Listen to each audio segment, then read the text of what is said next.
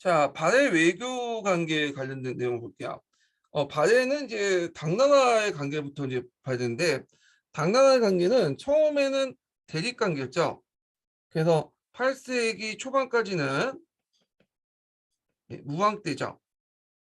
대립 관계였다. 그래서 이제 흑수부를 공격하고, 그다음에 장문의 이제 상동반도 공격을 이제 볼 수 있고요. 근데 8세기 후반에 들어가면 대립 관계에서 이제 문왕 때죠. 대립 관계에서 친선 관계 바뀌어요. 그래서 이제 뭐 그 당시 유학생들이 빈군과에 합격하는 등 이렇게 이제 친선 관계 바뀌었다. 당나라 문화를 적극적으로 수용하고요. 자, 그래서 이제 이때 당나라 문왕 이후부터 수기 학생을 파견하고 당나라의 조공책봉 체제, 그 다음에 영주도 조공도를 통해서 상동반도 발해관을 설치했다. 예. 그래서 이제 물론 조공책봉 관계는 이제 고왕 때부터 계속 유지가 됐죠. 자, 영주도와 조공도인데 이걸 보려면 발해의 오도를 봐야 돼. 발해는 5개 큰 길이 있어요. 하나가 뭐냐면 이제 거란도가 있고, 그 다음에 여기 영주도, 그 다음에 이 압록강 쪽으로 들어가는 조공도, 이 압록도가 가죠. 예. 그 다음에 신라도, 그 다음에 일본도가 있어. 예. 그래갖고 중국의 이제 당나라와 관련된 것은 영주도하고 조공도고요. 그리고 이제 신라도는 이제 신라와 관련되는 거고, 거란도는 거란도에 관련된 거고, 자, 일본도는 요 동해 쪽으로 해갖고 이제 들어가는 도가 일본도예요. 그래서 5개 큰 길이 있는데 2개의 길이 중국하고 관련돼 있는 거죠. 자, 일본은 처음부터 끝까지 친선 관계를 유지했어요. 그건 이제 당나라하고 신라의 견제 차원에서 세력 균형 차원에서 이제 했는데, 자, 727년 무왕 때 국교가 체결되고 8세기 중반 이후 일본과 신라 사이가 멀어지자 일본은 발해에 접근했다. 그리고 이제 발해는 군사적 목적으로 무관을 보냈다가 8세기 중반 이후 문관으로 파견했고, 그다음에 이제 9세기 때는 일본의 국풍문화 발달시키고 일본은 외교에 소극적인 태도를 일관했다. 뭐 등등 있고요. 자, 한때는 또 일본이 발해와 손잡고 신라를 공격하자, 그런 이제 주장까지 했죠. 자, 그다음에 신라의 관계를 볼게요. 신라와 이제 관계를 보면 대립과 친선이 교차되는 관계였어요. 그래서 이제 그 대립 관계를 보면요. 대립 관계는 이제 왜 했냐, 이게 이제 있는데, 일단은 신라 발해의 대립 관계 배경을 보면 신라 지배층의 어떤 보수적인 자세,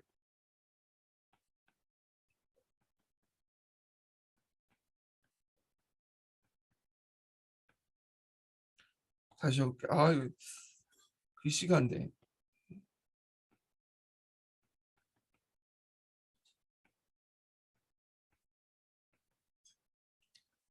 자, 보수적인 자세와 발해 지배층의 반신라 의식.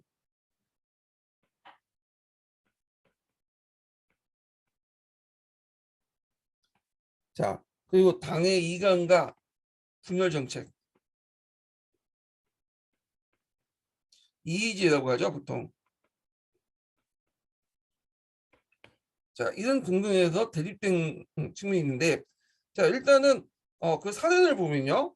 무왕 때 건왕과 함께 장군하고 당의 등주를 선제 공격할 때, 이때 이제 발해 남쪽을 공격을 했고, 그 다음에 제장 사건 있죠, 쟁장 사건. 그래서 당나라 외교의 순위 두고 다퉜다는 거. 요거 예전에 기출에 나왔어요. 그래서 이제 발해 사신들은 발해 국세가 신라보다 우세함을 띄워 외교상 발해가 신라보다 우선해야 된다고 당을 요구했다. 그래서 발해 사신들이 발해가 신라사 윗자리에 앉기를 요구했다. 대개 보면 이제 사신들을 이제 여러 사신들 접견할 때 항제가 있으면 그 사신들 쭉 있어야 될 거 아니에요. 그 윗 사신을 신라로 뒀어. 그러니까 그 옆에 있는 발해가 내가 위에 있어야 된다. 뭐 이렇게 주장을 한 사건이에요. 예.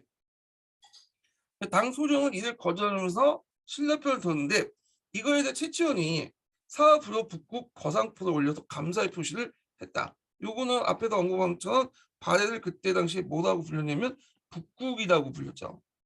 예. 그래서 남북국 의식의 어떤 반영 이런 것도 이제 볼 수가 있잖아요. 자, 그리고 이제 있고 그 또 이 7천년에 사업부족 북국 거상포에 보면 이거 외에도 뭐하고 또 나왔냐면 대조영에게 신라가 제5찬 오품했던 대하찬을 제수했다. 이런 내용이 있어요.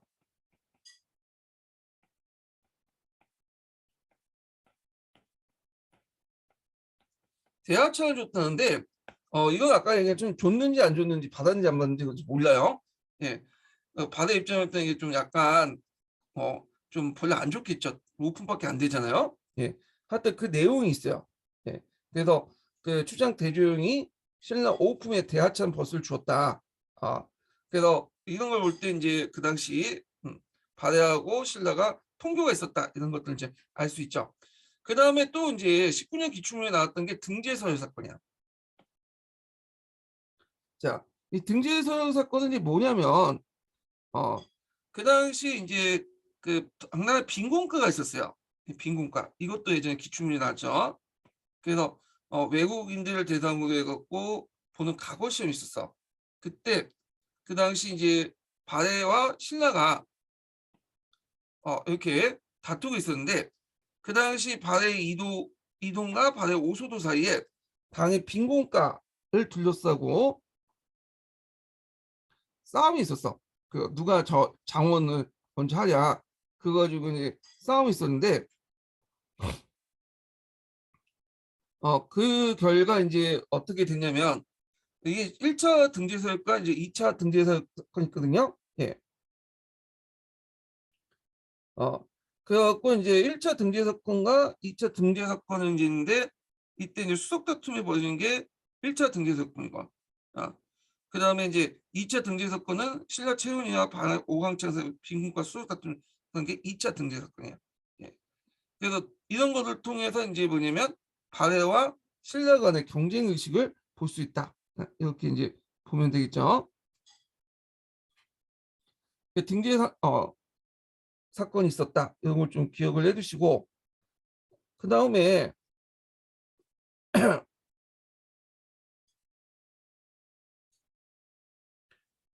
이렇게 있고 그 다음에 이제 발해가 군사 요청을 요청했지만 거절했고 그리고 그 당시 이제 거란이 쳐들어오니까 거란이 발해를 명할 때 신라군 일부가 참전하겠다. 근데 이게 이것도 문제가 있는 게 뭐냐면 이거는 거란에 있는 요사에만 남아 있는 거예요. 요사에 보면 발해를 공격할 때 신라군도 들어왔다. 그 내용들이 있어요. 근데 그거는 이제 믿을 수 없다라는 게 학자들의 견해야. 예. 신라군이 거기에 그 발해를 할때 신라군 파견했는가? 요거는 믿을 수 없다. 예. 다만 이제 거란이 허풍을 뜨기 위해서 거기에 신라도 참여했다는 식으로 이름만 넣었을 뿐이다 라는 것도 있는데 하여튼 이런 것도 대립적인 측면에서 하나 사례로서 볼 수 있죠. 그렇지만 팩트로서는 좀 약간 문제가 있다는 거죠. 예. 그래서 이번에 이제 재장 사건 작년에 19년도에 재장 사건과 등재서 사건 이런 것들 좀 기억을 해두시고 자, 그 친선 관계 해볼게요. 700년 호소왕이 대종에게 대하찬을 제수했다. 이거는 이제 아까 얘기한 사업부역 북국 거상포에 있는 내용이죠. 신라 측의 일방적인 주장이고 하여튼 친선관계 사례로서 통론에 있고요. 그 다음에 이제 사신을 파견하고 그 권한의 압박을 가자 발해가 신라와 비밀리에 연결 맺으려고 했다는 거죠. 그 다음에 교주는 발해 5도 중에 신라도가 있다. 여기 보시면 알겠지만 이제 신라도가 있죠. 동경 영원부에서 남경 남해부에서 이렇게 신라 쪽으로 연결되는 신라도가 있다는 거죠. 자, 그 다음에 이제 이렇게 있고 동경성 측수부에서 신라 국경의 청정군까지 30개 역이 설치됐다. 그런 것들 때 교주도 있었다 이런 거죠. 자, 그래서 이제 이렇게 해서 이제 발해의 이제 뭐냐면 외교 관계에 대해서 이제 좀 봤는데 여기에서 빠진 게 있어. 일본과의 관계에서 이제 없죠. 일본은 좀 적을게요.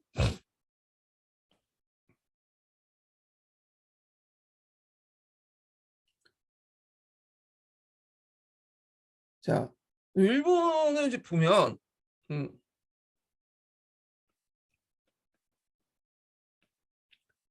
그 당시 이제 국제적인 고립을 피하기 위해서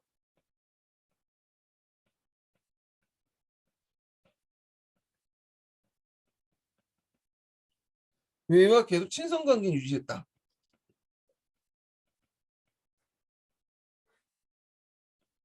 일본과의 친선 관계를 계속 유지했다라는 거죠. 네. 그래서 이때 이제 일본은 나라 해이한 시대였어요. 예. 그리고 앞에서 언급한 것처럼 일본과 연합해서 일본과 바다 연합에서 신라 확공 계획까지 일본이 세우려고 했죠. 그런데 이제 일본의 내부 사정과 발해의 거절로 이제 좌절됐다 이렇게 좀 보시면 될 것 같아요. 자, 그 다음에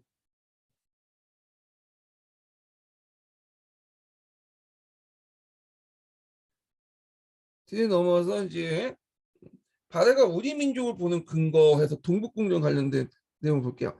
요거 예전에 한번 시험문에 나왔어요. 예, 동북공정과 관련돼 갖고 자 보면 자 여기 뭐 여러 가지가 있죠. 발해가 일본에 보낸 외교 문서에서 발해 왕을 자신의 고려 국왕이라고 지칭했고, 그래서 문왕 때 일본 기록에서는 발해 국명 대신에 고려국이라고 호칭했고, 그래서 발해 국명 자체 당나라에서 썼던 거고, 되게 이제 그 당시의 사람들은 고려국이라고 쓸 가능성이 많다는 거죠. 무왕의 국서에 보면 고구려 옛 터전은 터전을 회복하고 부유의 풍속을 이어받던 기록과 그 다음에 군왕서 말간인들 대조영을 고구려의 별종을 받고 그 다음에 정한국 국수에서 신은 본래 고구려 옛 땅에 살던 발해 유민이었다. 그리고 신라에서 입당 국업 순례행기 등에서 보이는 바와 같이 발해를 고구려 후예들로 세운 나라로 인식을 했고요. 그 다음에 고구려 보정왕의 손자인 고우는 그의 모지에서 수속 발해인이라고 정했다는 거. 그 다음에 그 당시 이제 발해 지배층은 다수가 고구 유민이었고 그 성을 보면 대부분 송막기문에 보면 왕과 귀족의 성씨는 고, 대, 양씨인데 다 고구려 후의 양식이죠. 그 다음에 그 당시 이제 발해 미술 양식 고구려 요소가 강하죠. 그래서 발해 지배층의 무덤 양식은 고구식 돌반 무덤이었고 그 다음에 모준 양식이 보이는데 모준 양식 여기 있죠. 고군의 청장의 네 목퉁이 속에서 세목의 갯들을 거치는 방식으로 반복해서 줄여나가는 방식이야. 예. 그래서 지붕이 평범한 게 아니라 이런 식으로 해갖고 이런 식의 지붕을 두고 있다. 예. 자, 이거는 정형적인 고군 양식이고, 그다음 온돌 양식을 또 채택을 했고요. 그 다음에 이제 일본으로 가는 사실 중에 고시와 대시성이 많고 당대 그 사람이나 후대 사람들의 발해를 신라에 대해서 북국으로 인식했고요. 이 발해가 멸망 후에 세자 대강령이 등 유민들이 한반도에 유입됐는데 이걸 왕건이 적극적으로 받았죠. 왕망이 아니라. 예. 그리고 또 부운동 실패 후에도 고려에 유입됐고, 자 이런 걸 볼 때 발해가 고구려의 계통을 이어받은 사람이다 이렇게 볼 수가 있죠. 예. 그래서 동북공정 비판 관련된 내용을 예전에 한번 시험문이 나왔어요. 그런 것들 좀 보시고요. 참고로 이 발해의 역사를 이제 자기 나라 역사를 주장한 나라가 중국 외에도 러시아가 있어요. 그래서 중국과 러시아는 공통점은 뭐냐면 발해는 말갈족이 세운 역사다 이렇게 규정하고 있어요. 왜냐하면 중국 입장을 때는 말갈족을 해야지 지금 만주족이 중국 쪽에 있잖아요. 그러다 보니까 얘네들이 이제 그 자기 역사 편입시킬 수 있고 러시아도 말갈족 역사를 주장하는데 원래 러시아는 이쪽하고는 관련이 없는데 연해주 지역 때문이에요. 연해주 지역의 영국권을 이제 확실히 보장받기 위해서는 그쪽 지역의 역사를 러시아의 역사로 편입시키는 게 낫겠죠. 러시아 소수민족의 역사로. 그래서 러시아는 그 당시 이제 연해주 그 당시엔다. 연해주 지역에 그 말갈 계통 예전에 이제 부족 예전에 그 말갈계통, 그러니까 만주 중에 한 갈래의 그 소수민족 있어. 제가 이름 까먹었는데 아마 흑소 말갈의 한 종족을 보고 있어요. 그래서 러시아 소수민족의 역사로서 그 접근했기 때문에 바레사를 이제 뭐냐면 그 구성원들 말갈족으로 이제 보는 걸로 되어 있죠.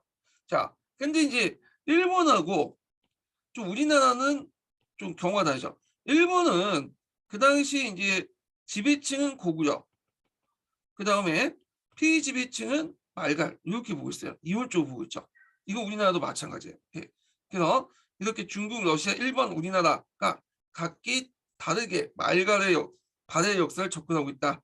중국과 러시아는 말갈족의 역사, 중국은 동북공정 때문에 그런 거고, 러시아는 연해주를 완전히 장악하기 위해서 러시아를 말갈족의 소수민족의 역사로 편입시킨 거죠. 자신 지금 러시아에 살고 있는 말갈 계통의 소수민족의 역사 함으로써 연해주를 장악하려고 했던 거고, 자, 일본과 우리나라는 지배층은 고구려인, 피지배층은 말갈인, 이렇게 이원적으로 보고 있다. 이렇게 파악을 해주시면 될 것 같아요. 자, 그 다음에 여기 경제 부분이 좀 빠져 있더라고요. 예, 경제 부분. 그래서 뭐 요거는 좀 정리를 할게요. 뭐 중요한 건 아닌데 예, 좀 약간 정리를 하면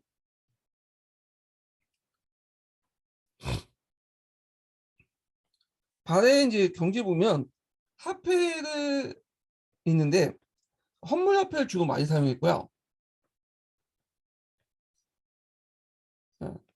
근데 유적지에 보면 외국 화폐도 사용됐어요.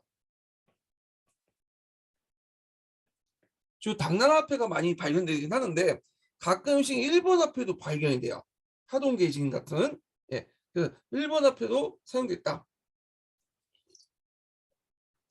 그 다음에 산업적인 측면을 볼 때는 주로 농업 같은 경우에는 홍인이, 조니, 보리, 기장 이런 것들은 이제 밭농사 중심이었고, 어업 같은 경우에는 이제 그 숭어, 뭐 문어, 고래 이런 것들 했다. 다양한 어종을 잡았고요. 그 다음에 이제 목축과 수족도 이제 주였죠. 왜냐하면 거기에 그 말가족들이 이제 많이 살고 있기 때문에, 특히 이제 솔빈부 지역 있죠. 솔빈부 지역은 말로 유명해요. 그래서 대조용한테 저기 이제 그 당시 이제 그 알력산이난 때 많이 이제 또 수출했고, 당나라나 뭐 이런 나라들한테. 자, 그 다음에 상업으로서 수도 상경이 되게 발달됐다.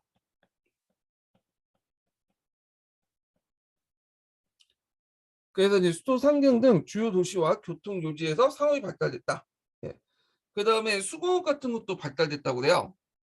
철, 구리, 금, 은 등 금속 가공업과 삼배, 명주, 비단 등 직물업, 도자기업 이런 것들 다양한 부분에서 이제 발달됐고, 또 강업도 발달됐다는데 일단 철 생산량이 되게 많았다는 거. 그다음 구리 재련술도 뛰어나서 고품질의 구리가 생산됐다. 뭐 이 정도인데 시험 나올 가능성은 없을 것 같아요. 그냥 한번 이제 없으니까 좀 언급을 했고요. 자, 그래서 이렇게 해서 이제 고대사 부분을 끝났고, 그 다음에 기출 문제 넘어갈게요.